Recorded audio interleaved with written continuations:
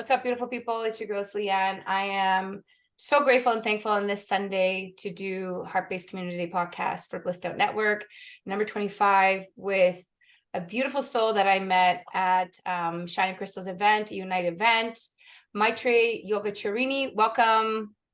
Namaste. Thank you for having me, Leanne. Lovely to be here. Yeah, so at the event, I just want to give viewers a little highlight of like how we connected.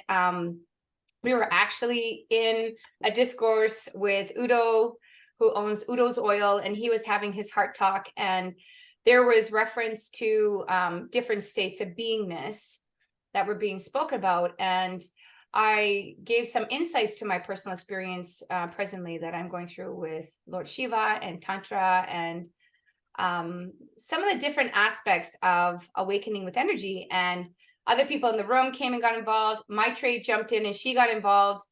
And then what I love about spontaneity, about serendipity and synchronicity is being in a room and meeting another human being who has dived deeply into yoga and Tantra.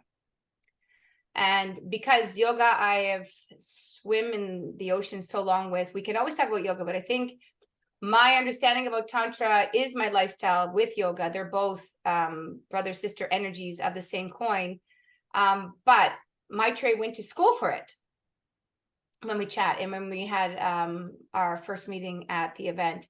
So I thought, what a wonderful jewel in the Lotus conversation to do Q&A with this beautiful soul and just hear about her story, hear about her nectar, hear about her wisdom, hear about what she does in the community. So let's get to it. So Maitreyi, tell us a little bit about yourself and your journey with Tantra in school.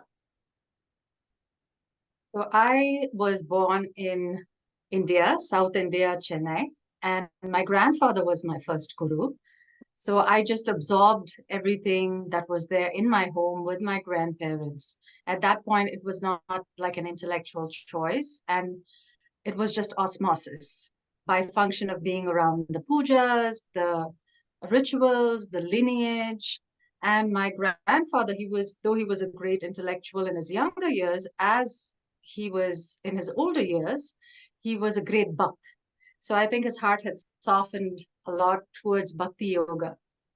And I come from the lineage of Lakshmi Narasimha through my grandfather. And he had always wanted me to study in a Gurukulam, which is a traditional school. But by then, as you know, the history of India, we were colonized. And my parents put me in a convent because they wanted me to have a good education, like good English, that sort of a Western education. So I had both. I had the polarities of both the Western education and the very traditional education. And when he passed on, my grandfather passed on when I was 16, I studied in a few ashrams, in two major ashrams, to immerse myself deeper. So then I studied at the Shivananda ashram, and then I went deeper into the Ananda ashram, which is the tantric school I studied in. And then, of course, things just moved on from there. In university, I studied film, but that's not what unfolded as what I was teaching. Of course, I did film for many years and I taught yoga for free, which is how you do things in India. Everything is taught for free in the beginning, but then as I was traveling and teaching, I was like, no, I have to sustain myself. So I started charging for the yoga, and then that became just unfolded as something, my vocation, my life path, my life, what I share, who I am. So it's infiltrated everything. So good. And I've been in Vancouver now for a few years, and I do teacher trainings here and in traditional Tantra and traditional yoga. So I'll qualify that later, why I'm saying traditional. Yeah, I've been naturally remembering all that from within me, and it's a natural tendency for me to see and think like that. But I really feel like in the West, there's a lot of speculation as to what both are, and being a part of these lineages myself for over 30 years and having my awakening at age 19, I look at the mind and the speculation of it and what we're doing with our mind rather than the non-doing mind, and pure observation, what real Tantra taught me, and the different aspects of Satchidananda. So my calling to have this conversation with you is merely a reflection and a mirroring to pull things out of you that schooling gave you in probably a better language than I have, because my schooling was inner.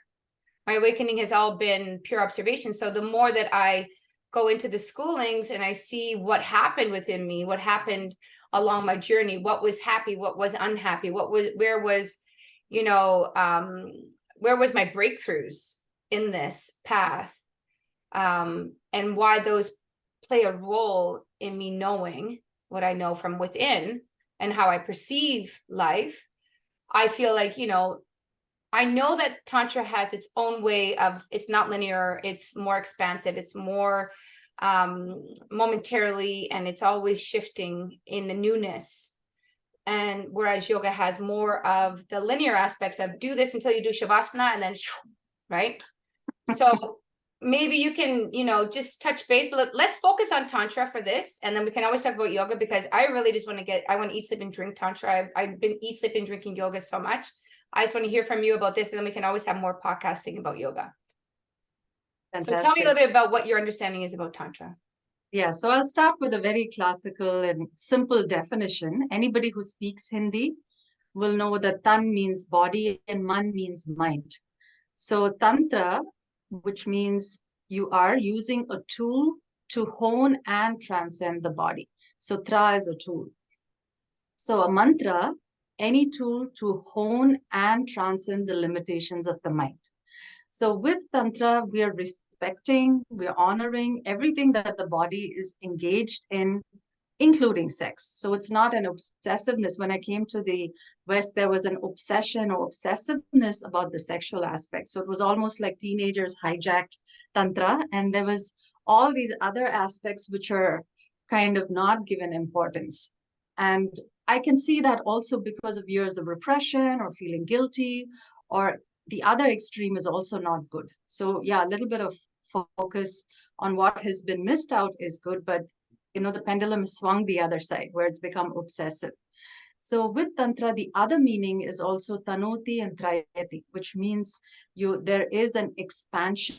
So even in the body, we feel this expansiveness. You don't have to go astral traveling, you don't have to go out of body. And sometimes that happens. Like when I was a kid, spontaneously I would astral travel, and then I would feel this expansiveness because there's no limitation of the body. But my lesson or my journey was to say in the body, staying rooted, not kind of jumping out of body because I'm traumatized or because I don't have better boundaries or I don't know how to deal with the world. How can I feel safe in the body, and how can I feel expansive in my tan, or what is tangible? So if you look at the Indian English word as well, tan and tangible are very similar, T-A-N, T-A-N. So this tangible world, this material world, how do we embrace it? How do we celebrate it? And how do we thrive in the material world is what Tantra actually teaches us, and spiritualize and be in that spiritualized place. So it's a very, very simple definition I'm giving. But if you go, there's a step-by-step process as well. So in yoga, there is a lot more structure. In Tantra also there is structure, especially in the Dakshina Marga. Now there are two main margas, I would say, in India, the Dakshina Marga and the Vama Marga, and there's also the Madhya Marga. So the Dakshina Marga, or the right-hand path, it's a very systematized way of approach.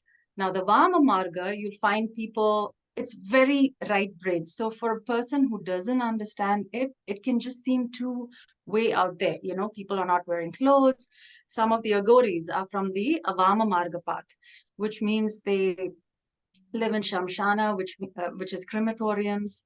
They, you know, might even eat raw flesh, whatever is putrefying. For them, they want to be such minimalists that they're like, Shiva is everywhere. Shiva is in this, Shiva is in that. So why am I being picky? Whatever I imbibe will be transmuted in my body into Shiva. So I'm not going to limit my diet to something or say this is good, this is bad.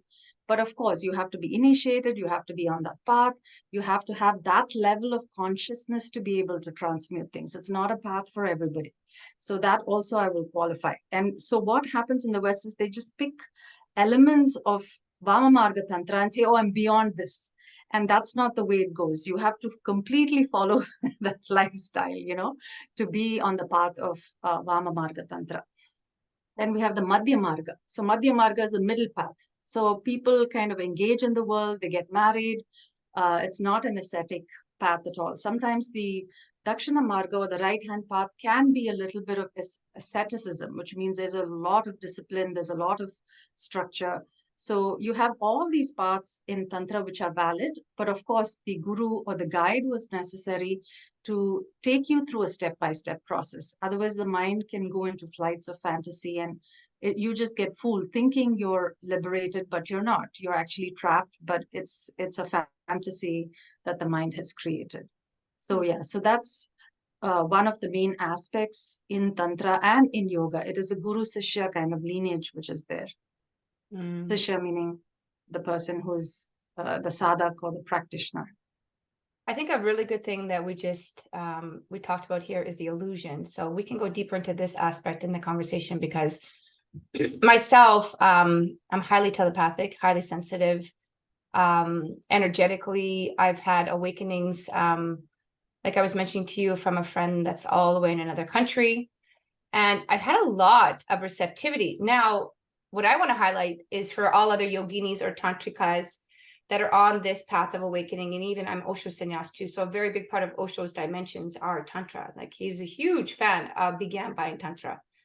So as I'm receptive to this all-pervading source, Shiva, as we come to understand that, what is the mind? We have to clearly learn to observe it first. Because any of the methods that we're engaging with, or even that we're engaging in thought, is first understanding, well, who am I and how do I think? What do I desire? Why am I desiring? Where is it rooted in? Like coming down to the zero and then understanding why we get full and understanding ourselves fully through pranayama, we can truly understand these peaks and valleys of, amount of light that come through us in a practice of either making love, eating a fruit, doing an asana, writing a story, writing poetry, or feeling great. Now, the illusionary aspect, which you're touching into, is the whole point of why we need a lineage of masters, is because each master has come to understand, okay, that's the illusion right there. Boom. Wake up, wake up, wake up, wake up, wake up, wake up, wake up. That's not the truth. This is the pathway, right? So why I want to stress on that for other people is because I've been there, done that. And I continually go through knowing my masters, having my lineages. Like I've had many masters, but the key point here and why there are masters of masters, why in one life is it okay to have many, many masters? Because you are the master of you at the end of the day. And then you find out, well, who are you? And then you dissolve into nothing. And what is nothing? Satchidananda, Shiva. And the reason why I'm outwardly speaking about this in a way that I can convey my message to people is because I've been there, done that. I have understood that now after 45 years on a journey, starting from a childhood age and then having a calling at 19 and then doing the sadhana for 30 years. How many glimpses have I seen? Many glimpses. And what I want to reflect from your knowledge and the words that you're using is an example of the reality of that. So here's an example. Having my mind in a state where I had a calling at age 19, I was sitting in a room, I was studying Tibetan Buddhist Dharma. I was called through doing yoga already 5 years at that point, knew nothing about the guru sampradaya. I didn't know any of these things. I was doing it for fitness. But what happened naturally is I gave up meat. I had a different association. I was in nature more. And just simply by doing daily yoga at 5 o'clock in the morning and making my body change from a size 16 to a size 8, I renewed myself. But then I had the inner consciousness speak to me, and it felt like it was outside of me, but it was Shiva within me that energetically woke at 19 that I had to figure out. And so why I want to present that reflection to what you're saying is so that listeners that are cluing into, okay, well, why would it be important to have all these different varieties of Tantra or yoga, or like where it's all being, offered to the world, was because each of us are learning uniquely and each of us have our own experiences of this sudden enlightenment. But knowing the mind, like you said, and knowing the illusions, here's the thing, the first 10 years of my sadhana was family life, and I was mentally more connected to a partner, even that had its own problems. And because of the dysfunction in there, the illness was there. So yoga helped me to come out of the illness. I stayed in yoga for the illness, but yoga is bliss. So are we using it for illness, or are we using it for bliss? And these are two main things that we come in contact when we are alone versus with anybody else, and why sadhana is so important alone. So maybe you can shed light on, like, even though we have our guru who's shedding light on us, the guru is actually just reflecting us like a mirror, so we can dissolve in that same merging of Brahmjyoti. Absolutely. Yes. So talk a Brought little up bit about good that. point. Yes. I just you wanted to did. like bring some things out of, like, I can talk forever about my life and how many things I've been through, but I wanted to, like, give some nectar. Is like, here I am on a journey. This is what it's like being a Catholic child. Then I started the yoga just for fitness. I was doing my cardio, but that thing was strong enough to awaken me at age 19. Now, past lives, yes, I figured that all that out. My Akashic records, I figured, I'm like, okay, I've been doing this for many lives. I got it. Okay. But I'm still in this white body, ideally believing I'm this white body in Canada at 45, having this journey, and then I'm really nothing. So it's so interesting to say these big words, but why people need a guru or they need a lineage in order to unveil the onion, to figure these things out with wisdom, is the reality. Absolutely.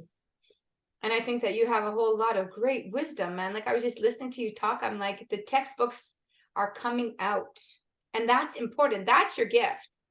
Audience, when you hear this, I'm like, just did my 500 hours in yoga. And I've been with so many gurus, listening. I've been a really great listener, and I have awakened my energy. But to be able to teach it and to have all these beautiful words, I commend you. And I think that's why you're here today, because you have so much to offer people. Thank you. Yeah. So tell us more. We got a little bit more time here. I want to hear more. Tell me a little bit about your understandings of what you're saying and what's really happening. So you were speaking to using yoga for illness and also or using it for bliss. And both are valid and both are good, because the substratum for both yoga and Tantra is an application of Karuna Sakshi Bhava. Karuna is compassion, but it's not just a translation into English is I would say inadequate, because you have Karuna, which is a feeling, compassion, which is a feeling, but Karuna goes more than a feeling, because it has in its Sanskrit word the word kara. Kara means hands. So a person who feels compassionate but also acts to alleviate the suffering of somebody or oneself is what karuna is about. But it doesn't have an adequate one word translation in English. So this aspect of Karuna Sakshi Bhava has to be the foundation of yoga and Tantra. So you were speaking to your life when you had a dysfunctional marriage and you were falling ill. So in that situation, you're observing yourself with great Karuna Sakshi Bhava means compassionate witnessing. You're witnessing the situation and saying, yes, am I being compassionate to myself? Maybe you were kind of conditioned to please, or conditioned to like invest in the other too much, or be a caretaker. So whatever conditioning that is, you are observing it, witnessing it, and saying, I'm imbalanced in the other direction. So I have to be compassionate towards myself, have healthy boundaries. And that is a big portion of yoga and Tantra. Because if you look at, again, Tantra, the dance of Shiva and Shakti, Shiva is consciousness and Shakti is power. So what we're doing in ourselves is that we're observing and saying, oh, okay, so my consciousness is high, but my power is low, and or my energy is low, or my Shakti is low. And that can happen either because we are draining ourselves of Shakti by wrong lifestyle habits, wrong thinking habits, wrong emotional habits. There are tons of them in modern life. I won't list all of them. Or we can lose our Shakti to another human being, especially if that human being is uncaring or a narcissist, or that, again, that's a whole spectrum where, they're just draining us of energy. So I see many sensitive women, around who have a lot of Shiva, who have consciousness, but they don't have the Shakti to match. So that's why in Tantra we say we need to have this dance of Shiva and Shakti in us, which means, Shiva takes one step, then Shakti takes another step. Shiva takes another step and Shakti. Or you'll find that there's lots of Shakti. You find people, that's what's going on in the world, lots of money power, lots of, knowledge power, but no consciousness, because it's used to control, it's used to manipulate.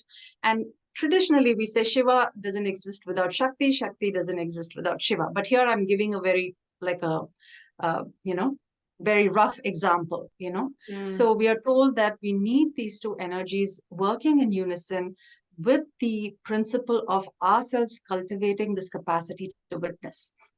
So this constant capacity to witness oneself alone, to witness oneself in interaction with others, to witness oneself in relationship to the world and everything we do is, I would say, the foundation of yoga and tantra. Then we're able to say, okay, what is it that I need to shift for the better about myself? And yoga and tantra provides us with these tools. And yes, we are going towards this bliss. We are going towards what we already have in us. But there are these veils. Patanjali beautifully says that there are many veils. In those days, there were no sunglasses probably. So he said there are veils upon veils upon veils that cover us from who we truly are.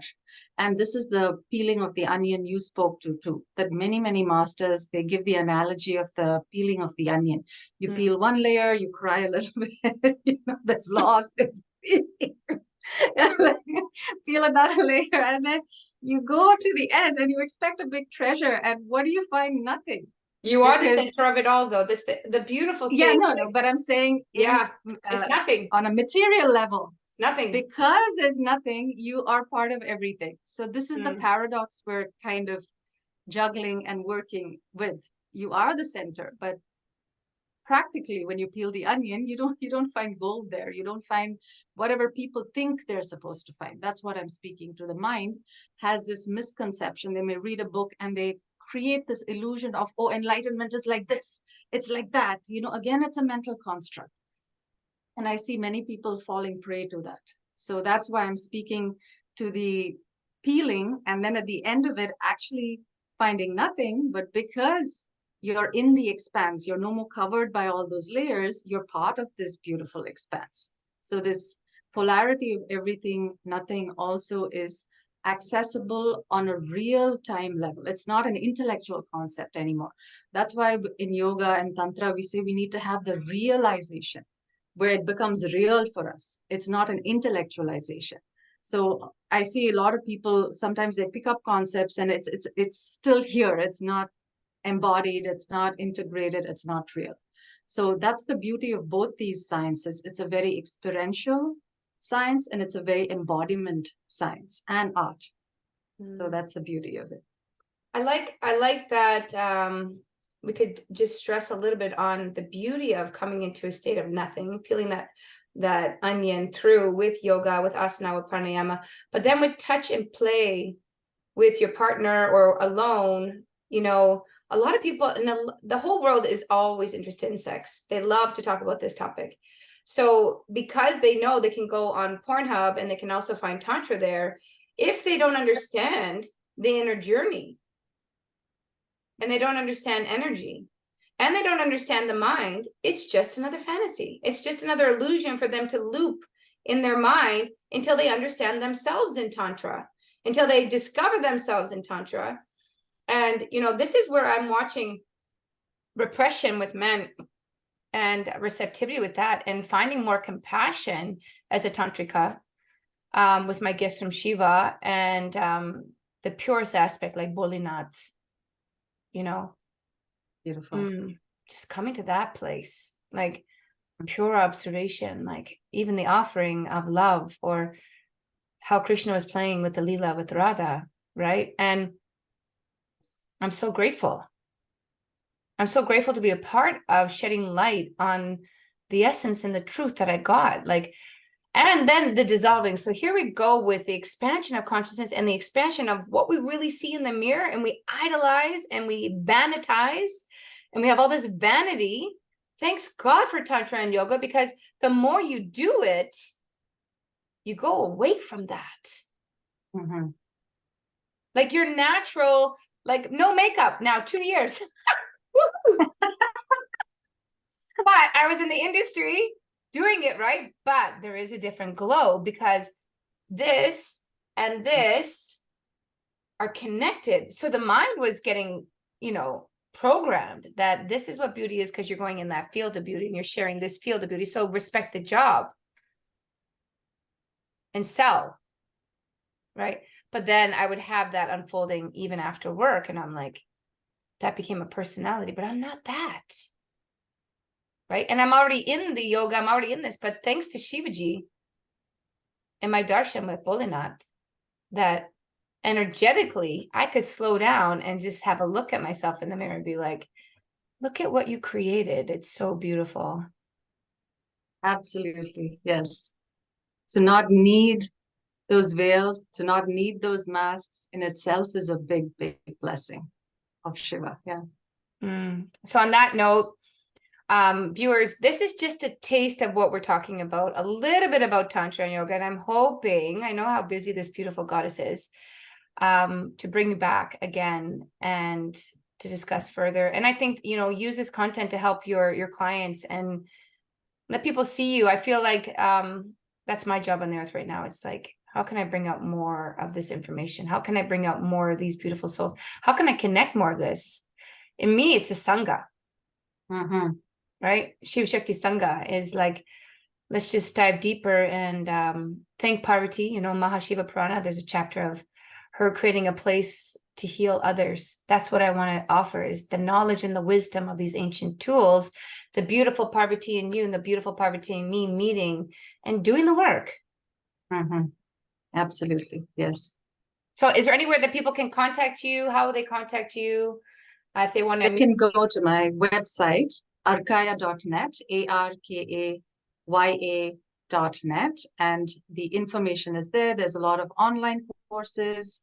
Every Saturday we meet for a satsang. Again, I just want to elaborate on the word satsanga. Sat, the highest reality. Sangha is gathering. So when people gather together and have that energy of collective consciousness. So there's an hour's practice on the mat. It's all online.